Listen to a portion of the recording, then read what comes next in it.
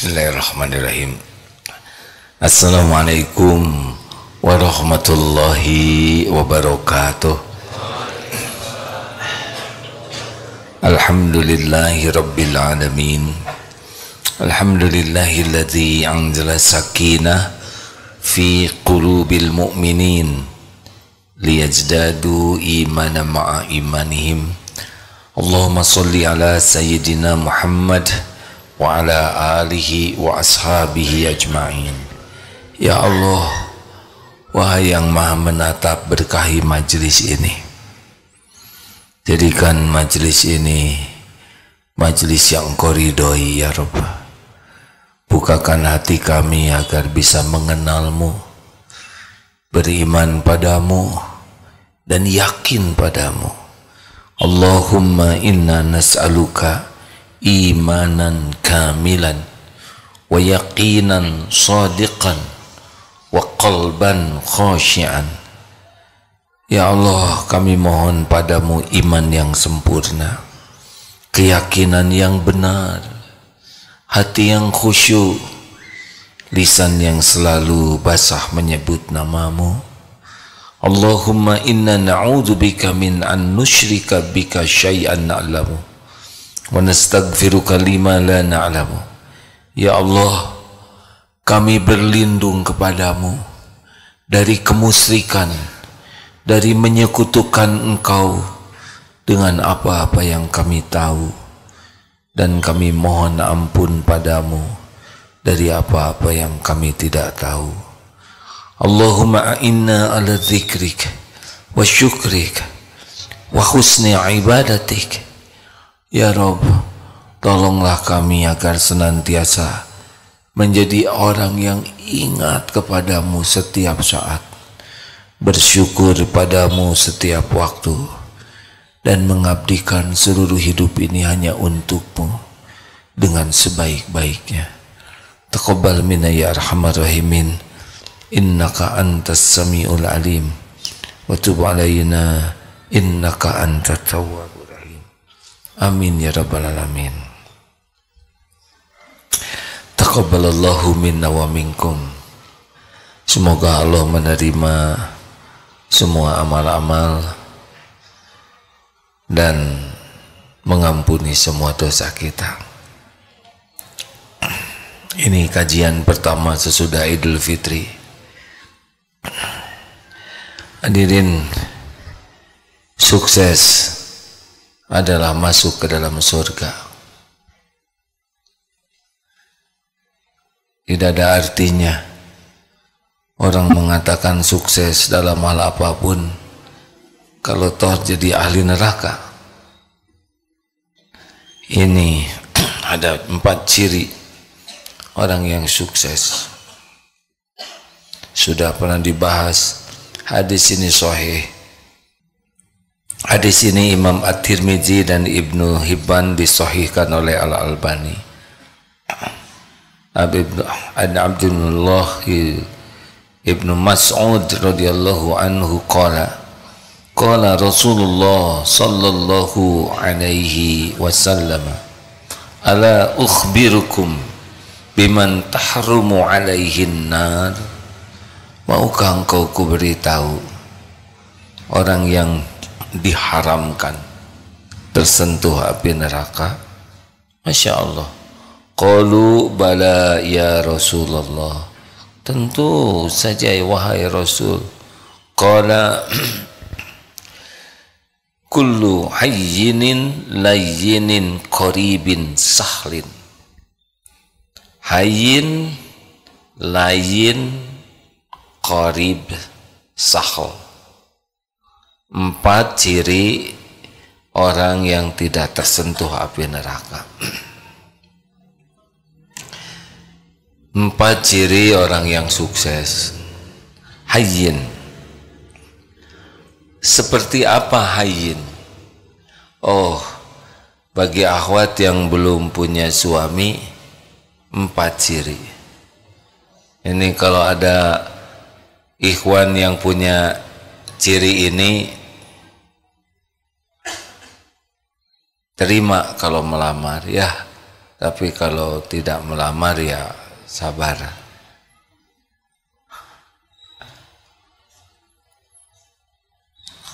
Kelihatannya saudara gelisah beginian, takut tidak termasuk ini.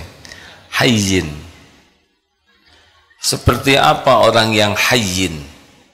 Orang yang hayyin ini adalah orang yang lahir batinnya tenang menenangkan, teduh meneduhkan. Orangnya itu benar-benar sakinah. Huwallazi anzala sakinah fi qulubil mu'minin. Dialah Allah yang menurunkan sakinah. Jadi orangnya itu benar-benar menjalani episode apapun dengan sikap yang tidak ada ruginya. Ajaban li amril mu'min, inna amrahu kullahu khair. Sangat sungguh mengagumkan, menakjubkan urusan orang yang beriman. Semua urusannya itu jadi kebaikan. Ini hayyin. Dipuji, dicaci, diangkat, diturunkan, dihormati, dimaki, sehat, sakit, ada, tiada, dikagumi, diancam, selalu tenang. Tidak tergesa-gesa, tidak emosional, semuanya serba terkendali. Di dalam berbicara, dalam bersikap. Dari mana? Hayyin ini dari mana? Orang akan memiliki hayyin ini kalau tauhidnya bagus. Orang yang tauhidnya bagus, la ilaha illallah, itu Allah akan turunkan pribadi yang sangat mantap. Orang yang bertauhid itu yang bagaimana? Orang yang semua aktivitas hidupnya diniatkan sebagai ibadah kepada Allah. Tidak ada yang dituju dalam hidupnya selain keridhaan Allah, pahala di akhirat kelak. Orang yang hayyin itu orang yang tidak berharap dari makhluk untuk kepentingan dirinya kecuali hanya berharap dari Allah. Ikhlas, tawakal. Syaitan tidak bisa menggelincirkan mukhlasin dan mutawakkilin. Orang yang hayyin itu benar-benar bahagia dalam hidupnya, memancar, karena hati yang nyaman akan memancar. Rasulullah Sallallahu Alaihi Wasallam adalah orang yang sempurna tauhidnya. Semua nabi mengajarkan tauhid, la ilaha illallah, Allahu ahad, Allahus samad, lam yalid walam yulad walam yakul lahu kufuwan ahad. Semakin hati ini berharap dari selain Allah, berharap dipuji, berharap dikagumi, berharap dicintai, berharap dibalas budii, semakin kesibukan kita hanya mengharapkan sesuatu dari makhluk, semakin tidak hayyin. Orang banyak mudah gelisah, mudah jengkel, mudah marah, mudah kecewa kalau berharap dari makhluk. Kalau berharap dari Allah, hasbunallah wa ni'mal wakil, ni'mal maula wa ni'man nasir, hasbiyallahu la ilaha illa huwa alaihi tawakkaltu wa huwa rabbul arsyil azim. Kalau hati ini benar-benar hanya Allah yang diharapkan. Apa yang dilakukan hanya karena Allah, apapun hanya bersandar kepada Allah. Hakul yakin, Allah yang maha tahu akan menurunkan ketenangan. Ala bizikrillah tatmainnul qulub. Camkan, hanya dengan ingat Allah hatimu akan tentram. Fadhkuruni adzkurkum washkuruli wala takfurun. Makin ingat kepada Allah, Allah ingat kepada kita secara spesial.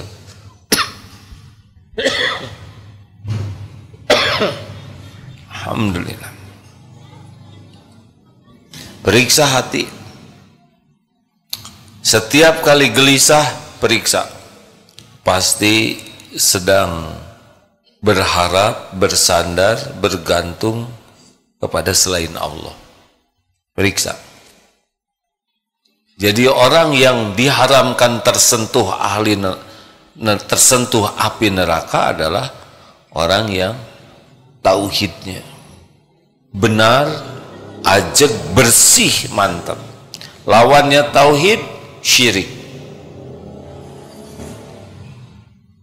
Ada syirik yang besar, ada syirik khafi. Ria itu syirik. Inna syirka la zulmun azim. Sesungguhnya syirik itu adalah kezoliman yang besar sekali. Maka rekan-rekan sekalian, harus dilatih untuk meluruskan niat di dalam hal apapun. Bekerja, niatkan lillahi ta'ala. Bukan masalah gaji, bukan masalah rezeki. Kalau ikhlas bekerja, lakukan yang terbaik. Wa ahsinu innallaha yuhibbul muhsinin. Al-Baqarah 195. Lakukan yang terbaik lillahi ta'ala. Wa huwa ma'akum aynama kuntum. Dan dia, Allah, bersamamu dimanapun kau berada. Wallahu bima ta'maluna basyir. Dan Allah maha melihat apapun yang kau kerjakan. Rezeki sepenuhnya ada dalam genggaman Allah subhanahu wa ta'ala. Rezeki sepenuhnya Allah yang membagi sesuka Allah. Kapan, berapa jumlahnya, kapan dilapangkan, kapan disempitkan, kapan diberi, kapan diambil, hanya Allah yang menentukan. Terserah Allah. Yang penting bagi kita, sibuk bekerja, jadi amal soleh. Tenang. Tidak ribet tentang karir. Karir, tidak usah diribetkan. Allah yang mengatur karir kita. Tu'til mulka man tasya wa tanzi'ul mulka mimman tasya wa tu'izzu man tasya wa tudhillu man tasya biyadikal khair innaka ala kulli syai'in qadir. Ali Imran 26. Ayo, berumah tangga, ibadah. Menasehati suami, istri, anak, ibadah. Bukan kita yang bisa mengubah. Ada kalanya nurut, ada kalanya tidak nurut. Semuanya jadi amal soleh.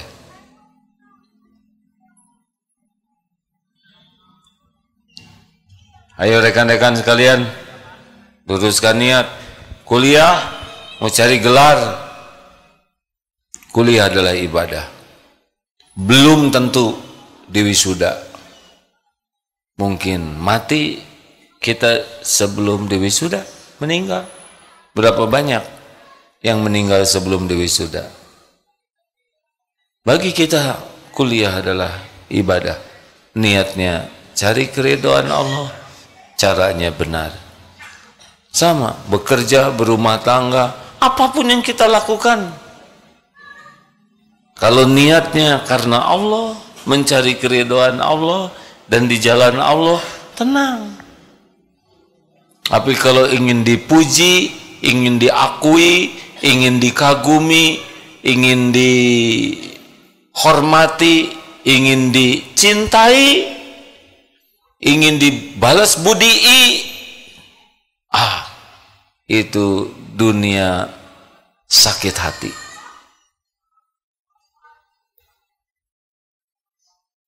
Periksa, kalau sedang galau pasti berharap sesuatu dari makhluk, berharap dari Allah, pemilik segala-galanya. Ma'asabaka min hasanatin famin Allah.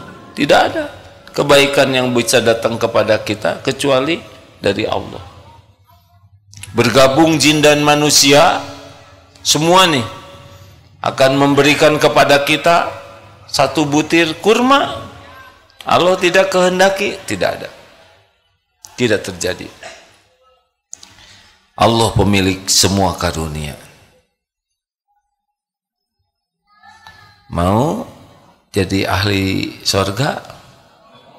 Berhentilah bersandar kepada makhluk. Itu yang membuat hidup ini tidak bahagia, karena Allah tidak suka kita ria.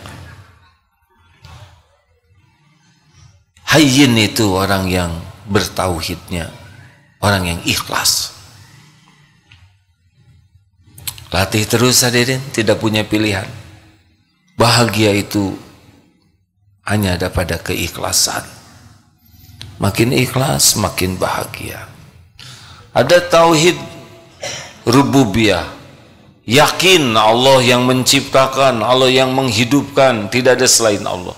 Tapi tauhid uluhiyah, kita benar-benar ikhlas mengabdikan apapun yang kita lakukan hanya agar Allah ridho. Nyapu mencari keridhaan Allah, mandi mencari keridhaan Allah, nolong orang mencari keridhaan Allah, masak mencari keridhaan Allah, ngantar anak sekolah, semuanya niatnya cuma satu, berbuat baik ke istri, berbuat baik ke suami, bukan untuk dikagumi, supaya Allah ridho saja. Berbakti kepada orang tua, bukan karena orang tua baik ke kita, bukan. Kita berbakti ke orang tua karena Allah suka. Berhenti mengharap apa-apa dari makhluk. Rasakan saja hadirin. Tenang. 2. Layyin. Orang yang layyin itu adalah orang yang lemah lembut, sopan santun. Ini sudah sangat ikhlas, terkendali, terjaga al-anah dan al-hilm, tidak tergesa-gesa, tidak emosional tuh.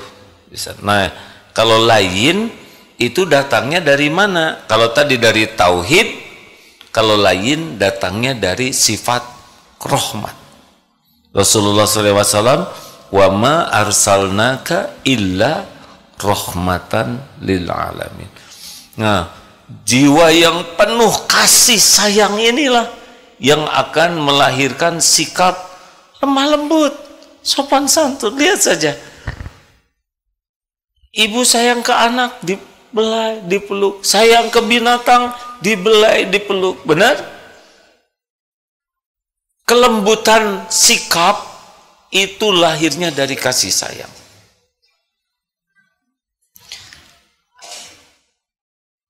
Fabima rahmati minallah lintalahum walau kunta faddan ghalidal qalbi lan faddu min haulik fa'fu anhum wastaghfir lahum wasyawirhum fil amr fa idza azamta fatawakkal 'ala Allah innallaha yuhibbul mutawakkilin.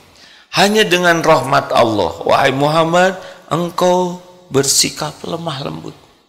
Sekiranya engkau bersikap keras dan berhati kasar, lan faddu min haulik, orang menjauh dari sekelilingmu. Maafkan, mohonkan ampunan, dan bermusyawarahlah dengan mereka dalam urusan itu. Apabila engkau sudah bulat tekad, fatawakkal 'ala Allah, pasrahkan kepada Allah, tawakal ke Allah, sesungguhnya Allah mencintai orang yang bertawakal. Bagaimana supaya hati ini bisa kasih sayang? Kita simak dalilnya ya. Ini salah satu cara supaya hati kita punya kelembutan. A'udzu billahi minasy syaithanir rajim. Laqad ja'akum rasulun min anfusikum azizun 'alaihi ma 'anittum harisun 'alaikum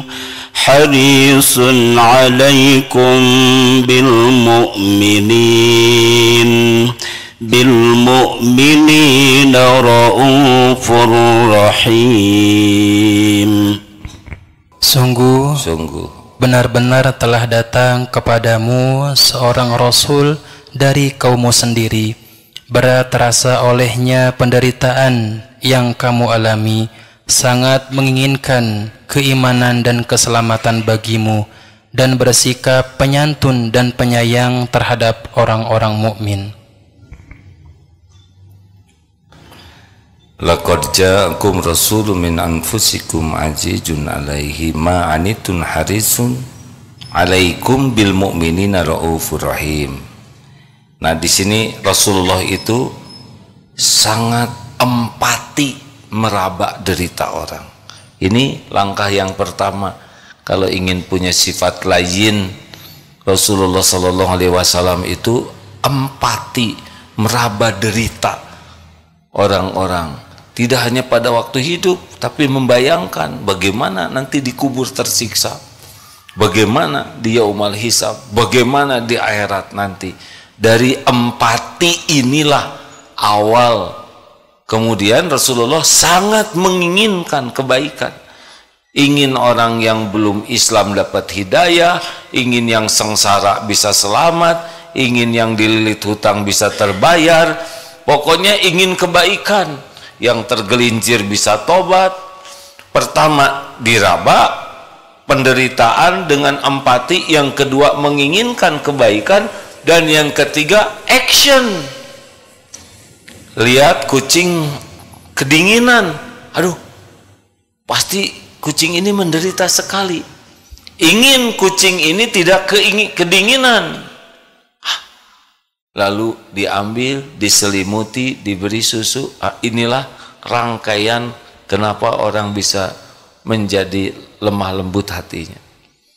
Maka penting bagi kita untuk mencoba memindahkan. Kalau kita jadi dia bagaimana? Sekarang di Palestina sedang diuji besar. Coba pindahkan hati kita. Tidur kedinginan, tidak ada makanan, sakit tidak ada obat, mau masak tidak ada bahan bakar, mau minum tidak ada air, tidak ketemu dokter. Dari rasa itu akan timbul keinginan untuk membantu. Dan action, jangan hanya ingin tapi lakukan. Ayo hadirin, kita coba sekarang. Burung pada susah cari minum kemarau, siapkan mangkok, siapkan di sana. Ada kucing, kepalanya dibungkus kantong kresek oleh anak yang belum sehat akalnya. Tolong, ujiannya yang belum selesai masalah kecoa di toilet itu. Ayo, bagaimana kalau saudara yang jadi kecoa? Telentang, susah tengkurap. Apa kita merindukan sendal jepit? Ngegaplok kita? Atau mau disebor pakai semprotan? Saya berharap saya tidak ketemu dengan kecoa itu, karena ya akan dituntut pertanggungjawaban ceramah ini. atau nyamuk. Saudara pernah meraba derita nyamuk? Nggak usah terlalu sering, menderita sekali. Dia tidak bisa cari nafkah dalam keadaan senyap, nggak bisa. Bunyi itu yang menggagalkan. Berapa banyak nyamuk yang wafat ketika sedang mencari nafkah. Baru diam ketika nyocok, jadi ketahuan. Kalau masih belum nyocok nih, berapa banyak nyamuk yang tewas sedang makan. Selesai makan, berat itu tangki. Berat kan? Nggak usah terlalu dramatis hadirin, tapi saya pernah membayangkan Allah nyiptakan nyamuk supaya kita bersyukur tidak jadi nyamuk. Kan berat itu terbang. Tangkinya udah penuh, makanya dinding merah-merah itu, dan kita puas ya. Harusnya sudahlah, kalau udah diambil darah mah nggak usah dendam ya, paling habis setetes. Bahkan kalau nyamuknya cuma satu, tutup mata aja lah. Sok lah, ridho. Terus ada yang nyeletuk, emang apa melakukan itu? Enggak ya. Kenapa enggak? Takut ngasih tahu teman-temannya yang tuh katanya ada orang yang ridho, serbu yuk. Nah itu sih alasan. Perlebar hadirin. Ada seorang teman qadarullah rezekinya oleh Allah dimudahkan. Lalu ada saudaranya yang suka pinjam uang. Pinjam lagi. Untuk kontrakan, untuk anaknya sekolah. Bagaimana menurut Allah? Ini orangnya minjem terus, besar kemungkinan tidak dikembalikan. Menurut Allah bagaimana? Kasih jangan. Kalau menurut saya sih, tuker aja posisinya. Mau? Gue mau dong. Langsung dia transfer hadir. Menderita tuh, pinjam uang tuh. Udah nggak jelas buat bayarnya. Takut mati dalam keadaan berhutang. Tapi perlu. Buat bayar tidak ada. Nyebut ini udah pasti bohongnya. Orang yang suka pinjam uang dalam keadaan kepepet, itu susah bahagianya. Mudah berbohong. Janji tidak ditepati. Kasihan. Jadi perawat, misal judes ke pasien, ini pasiennya rewel, dah sakit, tukar dong, ya, tukar, ya, mau, empatilah hadirin, lebih enak, hidup empati ini lebih lembut. Qadarullah sekarang di medsos itu suka ada yang menolong anak-anak binatang yang terlantar. Ada anak macam-macam binatang dia pungut dibesar. Ada yang jadi besar sekali karena jadi singa. Jadi binatang buas yang besar, asalnya hanya segede gini. Tapi dengan kasih sayang luar biasa binatang itu. Siapa? Maaf yang namanya sama Rizka. Ada yang kenal sama Rizka? Buaya. Siapa buaya? Istrinya Pak Ayah. Nah, sia-sia. Awas. Buaya istrinya Pak Ayah. Bagaimana buaya yang menurut kita reptil purba begitu, kok bisa tidak mengganggu kepada yang menyayanginya? Irhamu man fil ard yarhamkum man fis sama. Sayang yang di bumi, yang di langit menyayangimu. Allah yang membulak-balik hati setiap makhluk. Hadirin, tidak ada bahagia hidup dengan hati yang keras membatu. Benar? Otot kawat, balung besi, leher beton, urat kabel, hati lembut. Kita seyogianya jadi makhluk halus. Halus hatinya, halus tutur katanya. Rasulullah demikian. Maaf ya bagi yang kasar, bengis, kata-katanya kotor, emosional, mudah marah, temperamental, tidak termasuk ayin, tidak termasuk layin.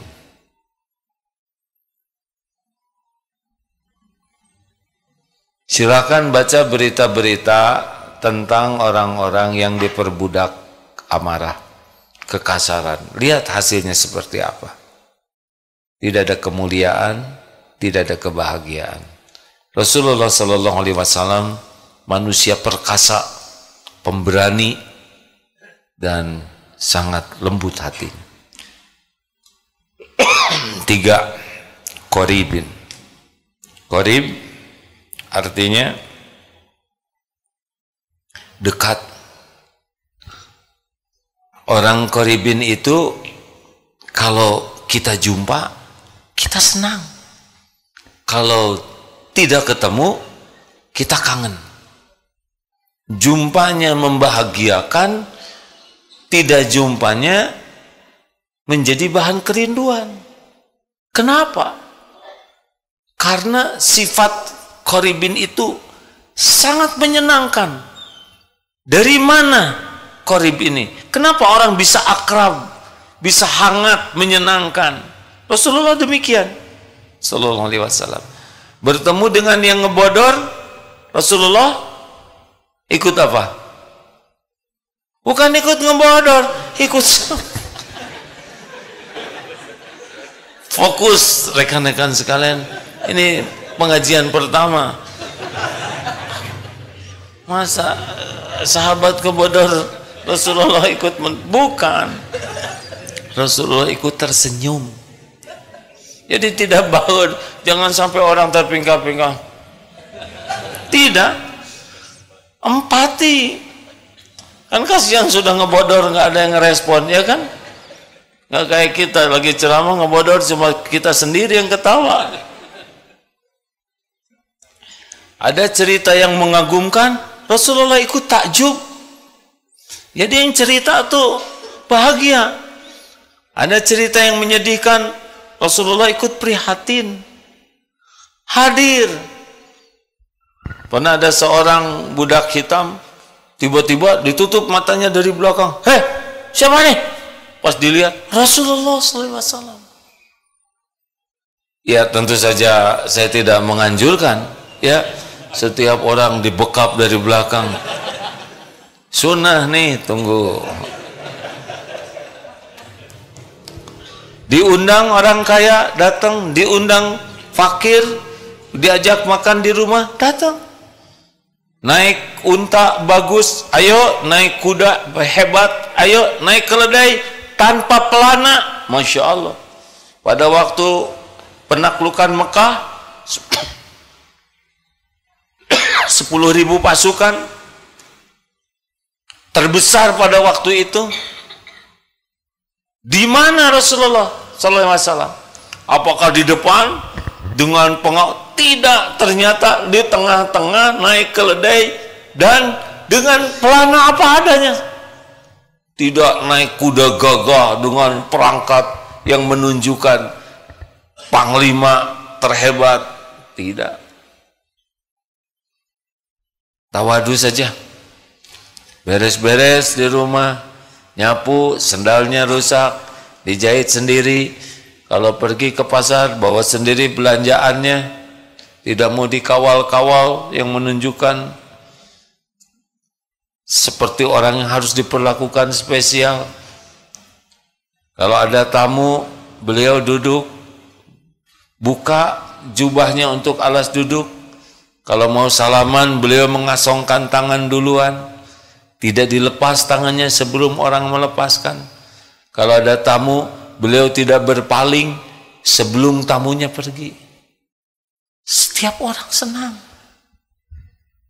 Setiap orang senang. Tahu kuncinya qoribin? Setiap yang berjumpa dengan Rasulullah SAW pikirannya sama. Tahu apa hadirin? Saya adalah orang yang paling spesial di sisi Rasul. Tiap orang perasaannya begitu. Mengapa? Karena Rasulullah memperlakukan setiap orang spesial. Jadi tiap Rasul itu suka sama saya. Tahu dari mana kuncinya? Dari tawadu. Hayyin dari tauhid, lain dari rahmah, qorib dari tawadu. Jadi orang yang rendah hati itu lawannya adalah takabur. Orang takabur itu cirinya dua, batarul haq wa ghamtun nas, menolak kebenaran dan menganggap remeh, meremehkan orang lain. Kalau tidak salah Imam Hasan Al-Basri, semoga Allah merahmati beliau, orang yang tawadu itu tidaklah keluar dari rumah, tidaklah melihat orang Islam lainnya yang lebih rendah dari dirinya. Jadi kita memandang saudara kita itu tidak memandang lebih rendah dari kita. Cari untuk kita tetap menghormati orang. Masih muda, dosanya pasti lebih sedikit dari saya. Iya, iya kan? Ya tapi anak muda sekarang sedikit juga paten. Nah itu tidak akan jadi baik. Sedikit yang kita pegang, patennya urusan beliau. Lihat yang sudah senior, ini dia nih, udah tua. Berarti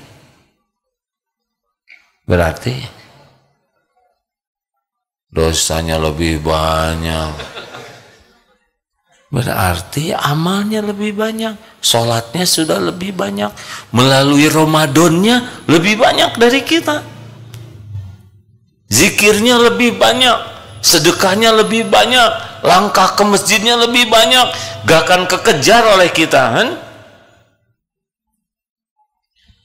Lihat yang tergelincir, ditangkap, siapa tahu inilah yang mengantarkan taubat nasuha.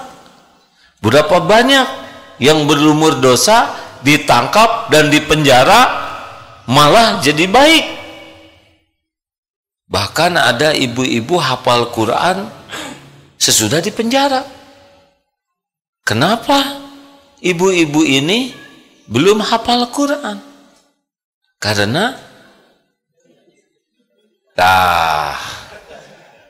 yang ngejebak. Enggak, belum menghafal maksud saya. Siapa yang nyeletuk belum di penjara? Tapi saya akui pertanyaan itu mengandung unsur-unsur jebakan. Astagfirullah. Tetap yang tanggung jawab saya ya. Harusnya langsung ngapalin gitu ya, pakai penjara segala. Lihat orang sakit itu nggak bisa ke masjid. Siapa tahu penderitaannya, sakitnya itu yang menggugurkan dosanya. Melamar kerja tidak ada yang nerima, melamar calon istri pada ditolak, gak bisa kemana-mana. Siapa tahu beliau ini habis dosanya, digugurkan tiap waktu dengan kesulitan seperti itu, yang mungkin lebih bersih dari kita. Kan ahlul musibah di akhirat nanti surganya tinggi sekali. Kita bisa iri tuh. Tahu begitu, mending saya di dunia diiris-iris aja. Saking hebatnya gugur dosa dengan kepahitan. Itu mah tukang jualan sana sini, jualan jubleg awet 7 turunan nggak habis-habis. Tahu jubleg? Siapa tahu pahalanya besar karena beliau menafkahi keluarganya, merawat istrinya kita tidak tahu. Nggak ada gunanya kita meremehkan orang lain. Kita tidak tahu posisi setiap orang. Siapa tahu air mata tobatnya lebih banyak. Siapa tahu setiap waktu istighfarnya lebih dari kita. Benar? Siapa tahu lebih berbakti kepada orang tuanya daripada kita. Siapa tahu dia lebih sabar dengan perilaku suaminya yang belum baik, dan dia sabar sekali, dan itu yang mengangkat derajatnya. Ini anaknya 3, ada seorang ibu di Cimahi, anaknya 3, tiga-tiganya punya keterbatasan fisik dan mental. Suaminya meninggal. Mungkin orang ada yang meremehkan, tapi boleh jadi di sisi Allah inilah calon bidadari surga.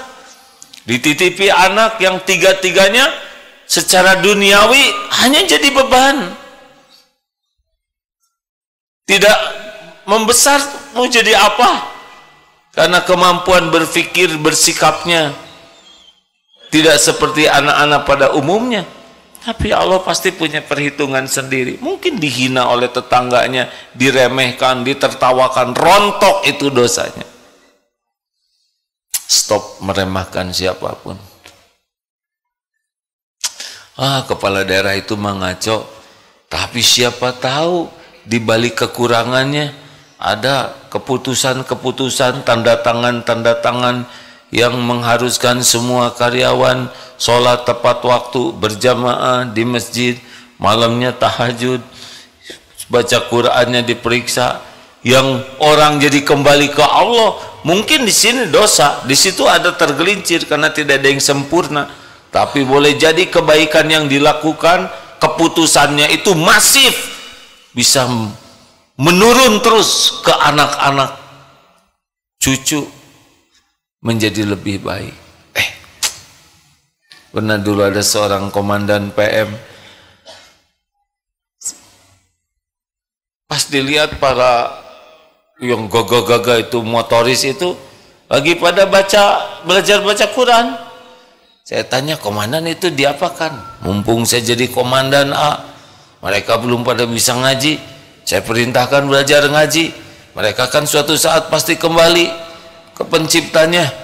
Mudah-mudahan kalau saya nggak jadi komandan, nggak bisa merintah begini. Udah pensiun, sudah tua, mungkin ada dosa, tapi kebaikan yang ikhlas insya Allah. Udahlah, nggak usah meremehkan siapapun. Benar? Terakhir, sahol, mudah. Dari mana datangnya mudah? Dari tadi lagi, yang betul hadirinnya. Datangnya mudah dari sabar. Orang yang sabar itu orang yang bisa mengendalikan nafsunya, emosinya. Karena urusan itu jadi ruwet karena nafsu. Monyet loh.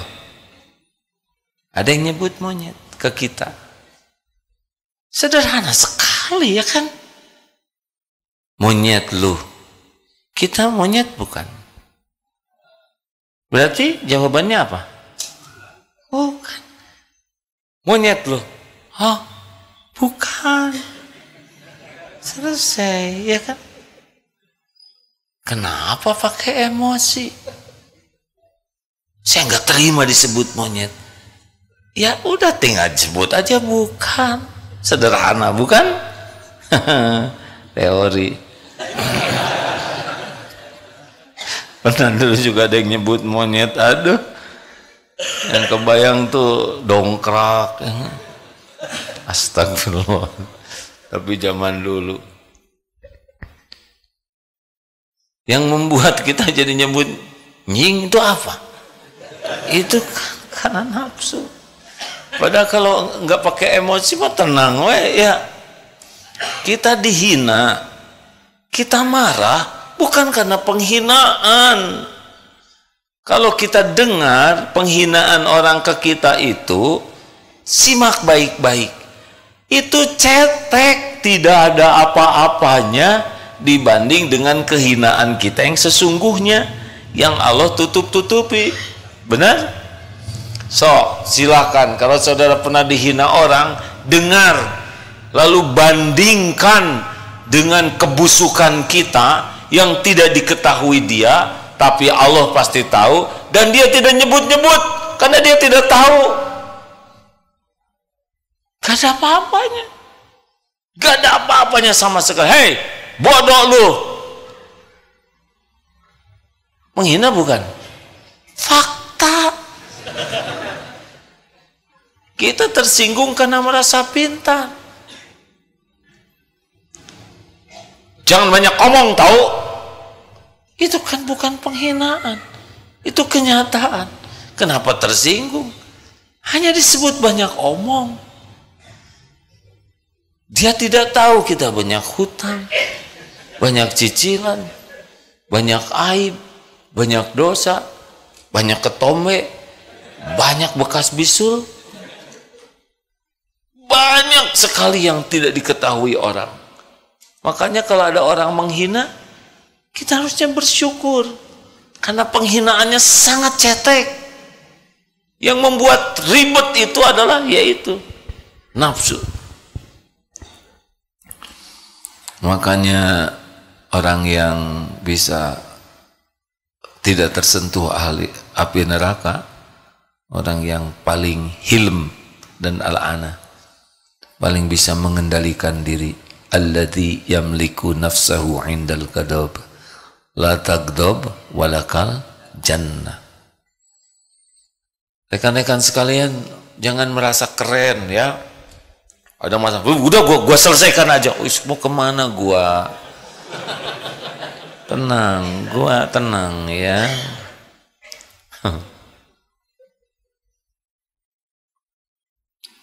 Banyak masalah cetek, remeh temeh, tersinggung, ribut, mau makan, habiskan.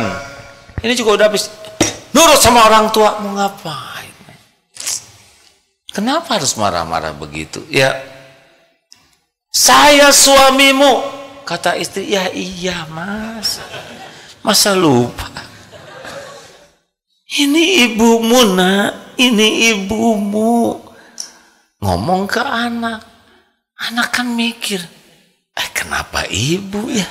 Jadi lupa, ibu yang hamil, ibu yang melahirkan kalian, ibu yang menyusui. Perlu nggak bicara begitu? Dan mungkin kata anak tuh, atuh siapa suruh ibu kan? Tapi janganlah dosa mikir gini. Udah garisnya kita lahir. Tapi mau apa? Makanya hadirin sekalian, buatlah lebih sederhana, lebih simple, proporsional ya. Udah kalau nggak pakai emosi mah baik-baik aja. Tuh lihat, yang parkir sembarangan diingetin meludah, pecat ya. Mudah sekali ternyata, cuman sekeceret itu langsung. Babak belur memang orang yang hidupnya. Kasus Sampo, tahu kan? Mayor Jenderal termuda itu 46 tahun kalau nggak salah. Tercepat. Berakhirnya penjara segitu lamanya. Tidak bisa mengendalikan diri. Masalah memang macam-macam ya tingkatannya. Tapi judulnya sama. Harus proporsional. Masalah kecil, udah selesai sajalah. Misalkan ada yang nyusul, kenapa tuh? Siapa tahu mau ke toilet. Oh iya ya, selesai. Ini siapa? Istrinya mau melahirkan. Oh iya ya. Dikejar nggak kekejar, ya kan? Teriak dia nggak dengar. Terus mau ngapain? Mau ngedumel, kamu sih nggak mendukung, malah ngambek ke istrinya. Anak Repa jangan diem. Jadi anak mau apa? Udah gitu klakson dari belakang tidak itu. Apa lo? Lempar. Mau apa hidup seperti ini kan? Halo? Nggak islami banget. Orang-orang yang Islamnya baik, dia sahal, dibuat mudah saja. Beli duren busuk, ya udah tuh. Kita bersyukur beli duren ini udah nggak kayak gini, berarti meringankan beban kerugian yang jualan dan nolong yang mau beli supaya nggak beli durian ini. Terus gimana dong durian? Tinggal dibuang aja, rezeki cacing, beres. Terus gimana dong kita? Ya udah beli lagi. Kalau gitu mau rugi dong, keluar uang, ya nggak usah beli, beres aja. Terakhir nih ya, kalau mengulangi yang ini boleh tidak nih cerita? Karena favorit sekali yang kakek-kakek 70 tahun awet muda. Masih ingat tidak? Ingat. Bagja ingat ya? Ceritain supaya sederhana. Kakek 70 tahun, seger, awet muda, fresh. Apa sih rahasianya? Saya sih rahasianya satu, tidak mau berdebat, tidak suka berargu, tidak suka berbantah-bantahan. Oh gitu kek? Iya. Jadi menurut kakek, kalau kita jarang tidak mau berdebat, akan jadi sehat, akan jadi awet muda, jadi seger. Kalau menurut saya sih nggak mungkin lah kek kayak gitu. Saya setuju dengan pendapat saudara. Selesai ya nggak?